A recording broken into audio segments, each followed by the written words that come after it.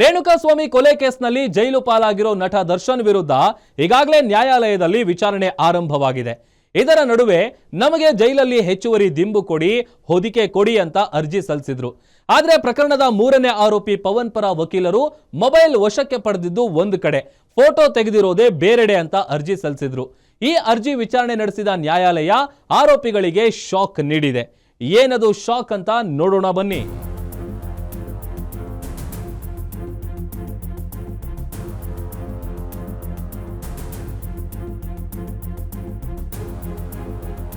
ನಟ ದರ್ಶನ್ ಅಭಿಮಾನಿ ಚಿತ್ರದುರ್ಗ ಮೂಲದ ರೇಣುಕಾಸ್ವಾಮಿ ಕೊಲೆ ಪ್ರಕರಣ ರಾಜ್ಯಾದ್ಯಂತ ತೀವ್ರ ಸಂಚಲನಕ್ಕೆ ಕಾರಣವಾಗಿತ್ತು. ಪವಿತ್ರ ಗೌಡಗೆ ಅಶ್ಲೀಲ ಸಂದೇಶ ಕಳಿಸುತ್ತಿದ್ದ ಅನ್ನೋ ಕಾರಣಕ್ಕೆ ಚಿತ್ರದುರ್ಗದಲ್ಲಿ ಆತನನ್ನ ಕಿಡ್ನಾಪ್ ಮಾಡಿ ಬೆಂಗಳೂರಿಗೆ ಕರೆತಂದಿದ್ರು. ಬೆಂಗಳೂರಿನ ರಾಜರಾಜೇಶ್ವರಿ ನಗರದ ಬಳಿ ಇರೋ ಪಟ್ಟಣಗೆರೆ ಶೆಡ್ನಲ್ಲಿ ರೇಣುಕಾಸ್ವಾಮಿ ಮೇಲೆ ದರ್ಶನ್ ಮತ್ತು ಪಟಾಲಂ ಹಲ್ಲೆ ಮಾಡಿತ್ತು. ಒಬ್ಬ ನರ್ಪೇತ್ಲನ ಮೇಲೆ ದಾಂಡಿಗರಂತೆ ಇರೋರು ನಡೆಸಿದ ಹಲ್ಲೆಯಿಂದ ರೇಣುಕಾಸ್ವಾಮಿ ಮೃತಪಟ್ಟಿದ್ದ. ಬಳಿಕ ಆತನ ಮೃತದೇಹವನ್ನ ಸುಮನಹಳ್ಳಿಯ ಬಳಿಯ ರಾಜಕಾಲುವೆ ಬಳಿ ಎಸೆದಿದ್ರು. ಈ ಕೇಸ್ನಲ್ಲಿ ನಟ ದರ್ಶನ್ ಅರೆಸ್ಟ್ ಆಗ್ತಿದ್ದಂತೆ ಪ್ರಕರಣಕ್ಕೆ ರಣರೋಚಕ ಟ್ವಿಸ್ಟ್ ಸಿಕ್ಕಿತ್ತು. ಇದೆಲ್ಲ ಆಗಿ ಕೊಲೆ ಕೇಸ್ ಕುರಿತು ನ್ಯಾಯಾಲಯದಲ್ಲಿ ವಿಚಾರಣೆ ಆರಂಭವಾಗಿತ್ತು. ಆಗ ಪ್ರಕರಣದ ಆರೋಪಿಗಳು ಸಣ್ಣ ಪುಟ್ಟ ಕಾರಣಗಳನ್ನ ನೀಡಿ ಬೇರೆ ಬೇರೆ ಅರ್ಜಿಗಳನ್ನ ಸಲ್ಲಿಸುತ್ತಿದ್ರು. ಅಂಥವರಿಗೆ ಈಗ ಕೋರ್ಟ್ ಶಾಕ್ ನೀಡಿದೆ.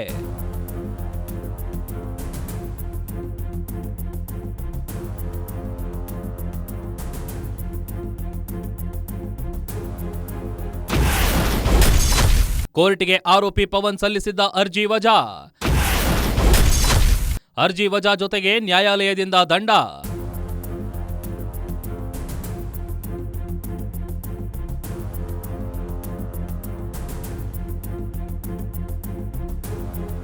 ಫೆಬ್ರವರಿ 24, 2026ರಂದು ರೇಣುಕಾಸ್ವಾಮಿ ಕೊಲೆ ಪ್ರಕರಣದ 3ನೇ ಆರೋಪಿ ಪುಟ್ಟಸ್ವಾಮಿ ಅಲಿಯಾಸ್ ಪವನ್ ಪರ ವಕೀಲ ಸುಧನ್ವಾ ಕೇಸ್ ತನಿಖಾಧಿಕಾರಿ ಲೋಪ ಎಸಗಿದ್ದಾರೆ.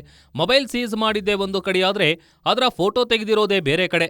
ಫೋಟೋದಲ್ಲಿರೋ ಟೈಲ್ಸ್ ನೋಡಿದ್ರೆ ತನಿಖಾಧಿಕಾರಿಯ ಲೋಪ ಗೊತ್ತಾಗುತ್ತೆ. ಹೀಗಾಗಿ ಪೊಲೀಸರು ನಮ್ಮ ಕಕ್ಷಿದಾರನ ವಿರುದ್ಧ ಸಾಕ್ಷಿ ಸೃಷ್ಟಿ ಮಾಡೋ ಕೆಲಸ ಮಾಡಿದ್ದಾರೆ ಅಂತ ಅರ್ಜಿ ಸಲ್ಲಿಸಿದ್ರು. ಜೊತೆಗೆ ಸ್ವತಃ ನ್ಯಾಯಾಧೀಶರು ಸ್ಥಳ ಪರಿಶೀಲನೆ ಮಾಡಿ ನಮಗೆ ನ್ಯಾಯ ಕೊಡಿಸಬೇಕು ಅಂತ ವಾದ ಮಂಡಿಸಿದ್ರು.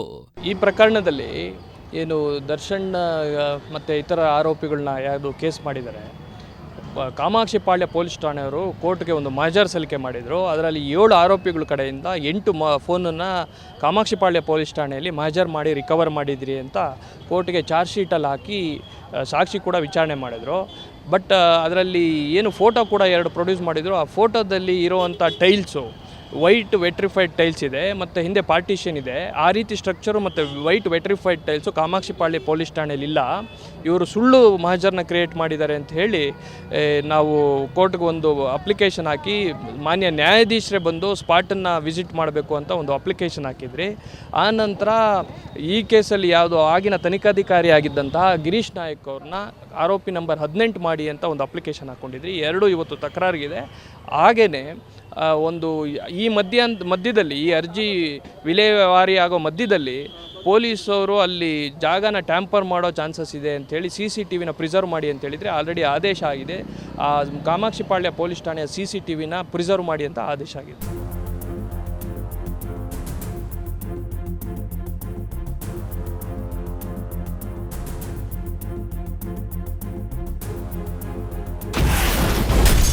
ಪ್ರಬಲ ಪ್ರತಿವಾದ ಮಂಡಿಸಿದ ಎಸ್ಪಿಪಿ ಪ್ರಸನ್ನಕುಮಾರ್. ಆರೋಪಿ ಪರ ವಕೀಲರಿಂದ ದಾರಿ ತಪ್ಪಿಸುವಂತೆ ವಾದ.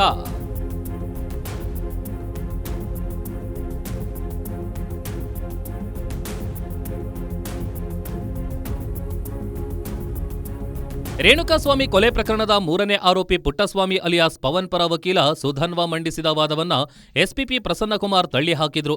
ಪೊಲೀಸರು ಯಾವುದೇ ಸಾಕ್ಷ್ಯಗಳನ್ನ ಸೃಷ್ಟಿ ಮಾಡಿಲ್ಲ. ಬದಲಿಗೆ ಪ್ರಕರಣ ದಾಖಲಾಗಿರೋದು ಒಂದು ಠಾಣೆಯಲ್ಲಿ. ಈ ಪ್ರಕರಣದಲ್ಲಿ ಆರೋಪಿಗಳ ಸಂಖ್ಯೆ ಹೆಚ್ಚಿತ್ತು. ಜೊತೆಗೆ ದರ್ಶನ್ ಒಬ್ಬ ಸೆಲೆಬ್ರಿಟಿಯಾಗಿದ್ದ ಕಾರಣ ಕಾಮಾಕ್ಷಿ ಪಾಳ್ಯ ಠಾಣೆಯ ಬಳಿ ಜನದಟ್ಟಣೆ ಉಂಟಾಗ್ತಿತ್ತು. ಹೀಗಾಗಿ ಅನ್ನಪೂರ್ಣೇಶ್ವರಿ ನಗರ ಠಾಣೆಯಲ್ಲಿ ಆರೋಪಿಗಳನ್ನ ಇರಿಸಲಾಗಿತ್ತು. ಅಲ್ಲಿಯೇ ಈ ಫೋಟೋ ತೆಗೆಯಲಾಗಿದೆ. ಇದರಲ್ಲಿ ಯಾವುದೇ ಲೋಪ ಇಲ್ಲ.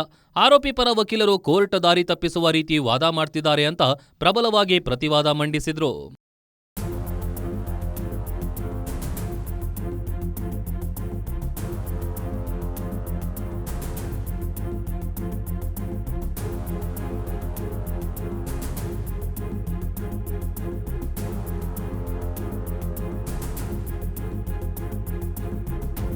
ಫೆಬ್ರವರಿ 24ರಂದು ಸಲ್ಲಿಕೆಯಾಗಿದ್ದ ಅರ್ಜಿಯ ಕುರಿತು ವಾದ ಪ್ರತಿವಾದ ಆಲಿಸಿದ್ದ ನ್ಯಾಯಾಲಯ ತೀರ್ಪು ಕಾಯ್ದಿರಿಸಿತ್ತು.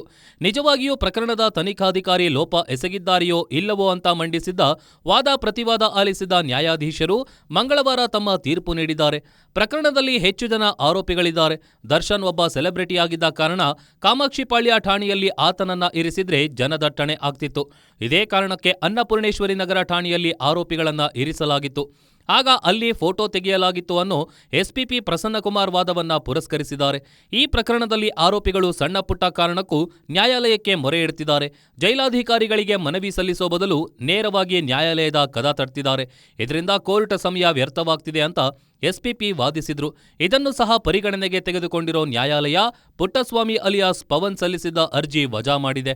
ಅಲ್ಲದೆ ಅರ್ಜಿದಾರನಿಗೆ 5,000 ರೂಪಾಯಿ ದಂಡ ವಿಧಿಸಲಾಗಿದೆ.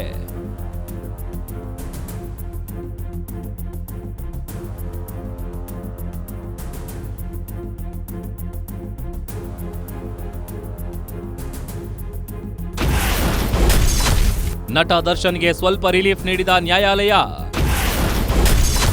ಜೈಲಲ್ಲಿ ಒಳ ಸಂದರ್ಶನಕ್ಕೆ ಸೂಪರಿಂಟೆಂಡೆಂಟ್ಗೆ ಅಧಿಕಾರ.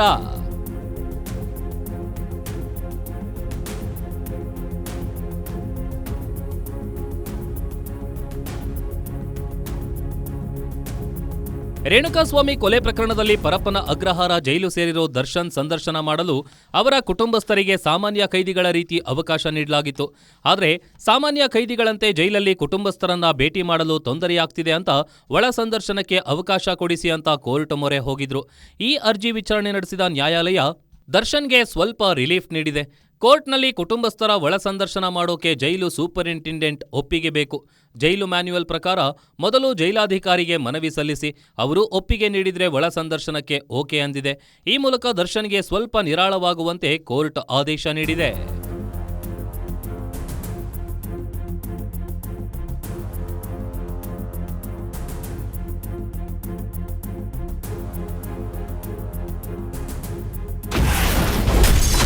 ಸುಪ್ರೀಂ ಕೋರ್ಟ್ ಕೆಂಗಣ್ಣಿಗೆ ಗುರಿಯಾಗೋ ಆತಂಕ. ಅಧಿಕಾರಿಗಳಿಂದ ಅಳೆದು ತೂಗಿ ಆಗ್ತಿದೆಯಾ ನಿರ್ಧಾರ?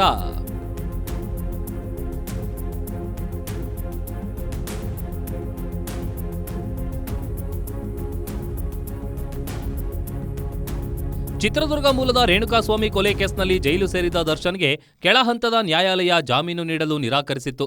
ಇದನ್ನ ಪ್ರಶ್ನಿಸಿ ದರ್ಶನ್ ಪರ ವಕೀಲರು ಕರ್ನಾಟಕ ಹೈಕೋರ್ಟ್ಗೆ ಅರ್ಜಿ ಸಲ್ಲಿಸಿದ್ರು. ಅರ್ಜಿ ವಿಚಾರಣೆ ನಡೆಸಿದ್ದ ಹೈಕೋರ್ಟ್ ದರ್ಶನ್ಗೆ ಜಾಮೀನು ನೀಡಿತ್ತು.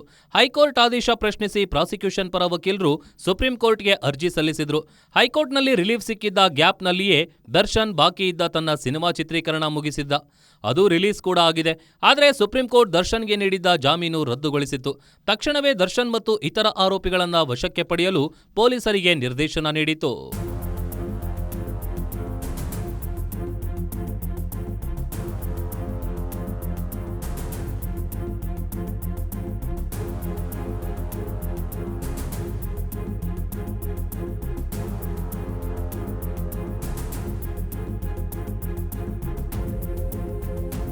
ದರ್ಶನ್ ಕೊಲೆ ಕೇಸ್ನಲ್ಲಿ ಮೊದಲ ಬಾರಿ ಪರಪ್ಪನ ಅಗ್ರಹಾರ ಜೈಲು ಸೇರಿದಾಗ ವಿಐಪಿ ಟ್ರೀಟ್ಮೆಂಟ್ ಸಿಕ್ಕಿತ್ತು. ರೌಡಿ ಶೀಟರ್ಗಳಾದ ವಿಲ್ಸನ್ ಗಾರ್ಡನ್ನಾಗ ಕುಳ್ಳಸೀನನ ಜೊತೆ ದರ್ಶನ್ ಕೂತಿರೋ ಫೋಟೋಗಳು ಸಿಕ್ಕಾಪಟ್ಟೆ ವೈರಲ್ ಆಗಿತ್ತು. ಅಲ್ಲದೆ ದರ್ಶನ್ ಜೈಲಲ್ಲಿದ್ರೂ ವಿಡಿಯೋ ಕಾಲ್ ಮಾಡಿ ತನ್ನ ಆಪ್ತರ ಜೊತೆ ಮಾತನಾಡಿದ್ದ ವಿಡಿಯೋ ವೈರಲ್ ಆಗಿತ್ತು. ಇದೆಲ್ಲವನ್ನ ಪ್ರಾಸಿಕ್ಯೂಷನ್ ಪರ ವಕೀಲರು ಸುಪ್ರೀಂ ಕೋರ್ಟ್ ಗಮನಕ್ಕೆ ತಂದಿದ್ರು. ಇದೆಲ್ಲವನ್ನ ಸುಪ್ರೀಂ ಕೋರ್ಟ್ ಗಂಭೀರವಾಗಿ ಪರಿಗಣಿಸಿತ್ತು. ದರ್ಶನ್ ಸೆಲೆಬ್ರಿಟಿ ಅನ್ನೋ ಕಾರಣಕ್ಕೆ ಜೈಲಿನಲ್ಲಿ ವಿಶೇಷ ಆತಿಥ್ಯ ನೀಡಿದ್ದಕ್ಕೆ ಅಧಿಕಾರಿಗಳಿಗೆ ಛೀಮಾರಿ ಹಾಕಿತ್ತು. ಅಲ್ಲದೆ ಈ ಬಾರಿ ಏನಾದರೂ ವಿಐಪಿ ಟ್ರೀಟ್ಮೆಂಟ್ ಕೊಟ್ರೆ ಕಠಿಣ ಕ್ರಮದ ಎಚ್ಚರಿಕೆ ನೀಡಿತು. ಇದರಿಂದ ಪರಪ್ಪನ ಅಗ್ರಹಾರ ಜೈಲಾಧಿಕಾರಿಗಳು ಕಂಗಾಲಾಗಿದ್ದಾರೆ. ಜೈಲಲ್ಲಿ ದರ್ಶನ್ ಸೇರಿ ಯಾರಿಗೂ ಸ್ಪೆಷಲ್ ಟ್ರೀಟ್ಮೆಂಟ್ ಸಿಗದಂತೆ ಎಚ್ಚರಿಕೆ ವಹಿಸಿದ್ದಾರೆ. ದರ್ಶನ್ಗೆ ಯಾವುದೇ ಸೌಲಭ್ಯ ನೀಡಬೇಕಾದ್ರೂ ಅಳೆದು ತೂಗಿ ನಿರ್ಧಾರ ತೆಗೆದುಕೊಳ್ತಿದ್ದಾರೆ ಅಂತ ಗೊತ್ತಾಗಿದೆ.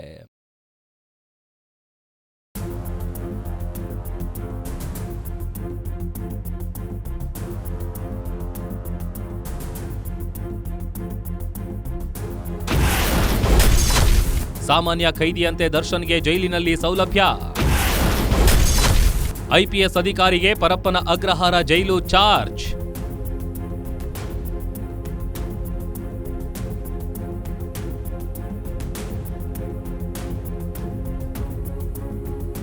ಸುಪ್ರೀಂ ಕೋರ್ಟ್ನಲ್ಲಿ ದರ್ಶನ್ಗೆ ಜಾಮೀನು ರದ್ದು ಮಾಡುವ ವೇಳೆ ನ್ಯಾಯಾಲಯ ಜೈಲಾಧಿಕಾರಿಗಳಿಗೆ ಕಠಿಣ ಶಬ್ದಗಳ ಮೂಲಕ ವಾರ್ನಿಂಗ್ ನೀಡಿತು. ದರ್ಶನ್ಗೆ ಯಾವ ಆಧಾರದ ಮೇಲೆ ವಿಐಪಿ ಟ್ರೀಟ್ಮೆಂಟ್ ಕೊಟ್ಟಿದ್ದೀರಿ ಅನ್ನೋ ಪ್ರಶ್ನೆ ಕೇಳಿತು. ಹೀಗಾಗಿ ಕೊಲೆ ಕೇಸ್ನಲ್ಲಿ 2ನೇ ಬಾರಿ ಜೈಲು ಸೇರಿರೋ ದರ್ಶನ್ಗೆ ಪರಪ್ಪನ ಅಗ್ರಹಾರ ಜೈಲಿನಲ್ಲಿ ಸಾಮಾನ್ಯ ಖೈದಿಯ ಸೌಲಭ್ಯಗಳು ಸಿಗ್ತಿವೆ.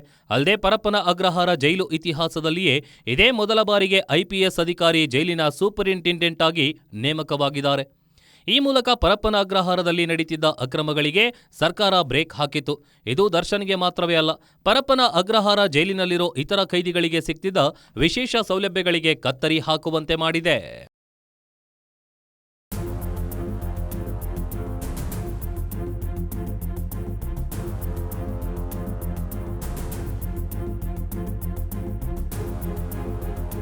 ರೇಣುಕಾಸ್ವಾಮಿ ಕೊಲೆ ಕೇಸ್ನಲ್ಲಿ ಜೈಲು ಪಾಲಾಗಿರೋ ಆರೋಪಿಗಳು ಸಣ್ಣ ಪುಟ್ಟ ವಿಚಾರಕ್ಕೂ ಕೋರ್ಟ್ ಮೆಟ್ಟಿಲೇರ್ತಾ ಇದ್ರು. ಕೋರ್ಟ್ ಈಗ ನೀಡಿರೋ ಆದೇಶದಿಂದ ಅವರಿಗೆ ಚಾಟಿ ಬೀಸಿದಂತಾಗಿದೆ. ಇನ್ನು ಮುಂದೆ ಈ ರೀತಿಯ ಅರ್ಜಿಗಳನ್ನ ಸಲ್ಲಿಸದಂತೆ ಕೋರ್ಟ್ ತಪರಾಕಿ ಹಾಕಿದೆ. ಇನ್ನು ಮುಂದಾದ್ರೂ ರೇಣುಕಾಸ್ವಾಮಿ ಕೊಲೆ ವಿಚಾರಣೆಗೆ ವೇಗ ಸಿಗುತ್ತಾ ಅಂತ ಕಾದು ನೋಡಬೇಕಿದೆ. ಇದಾಗಿತ್ತು ಈ ಹೊತ್ತಿನ ವಿಶೇಷ. ನೋಡ್ತಾ ಇರಿ ಗ್ಯಾರಂಟಿ ನ್ಯೂಸ್, ಸುದ್ದಿ ಖಚಿತ, ನ್ಯಾಯ ನಿಶ್ಚಿತ.